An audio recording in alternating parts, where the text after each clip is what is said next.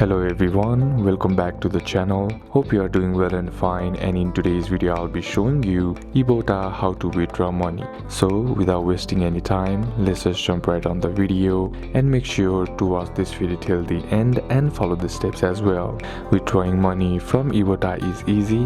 What you need to do is first head over and then open up your Ibotta app. Then once you are there, tap on the login option on the top left corner of the screen. Now once logged in, tap on your earning balance usually found on the top right corner of the screen, which is right here, and then once that's done, here you'll find an option that says withdraw cash. Simply tap on that, then choose your payout method from PayPal, Venmo and gift card. Then once that's done, all you gotta do is follow the on-screen prompts to confirm your withdrawal. Important notes to remember: our minimal withdrawal amount is $20 and processing time for PayPal and Venmo usually takes 24 hours and gift card takes instant via email. So these are a couple of steps that you can apply, and that's it for today's video guys. Hope this video was useful to you. Comment down below if you have any questions, and see you soon in the next video.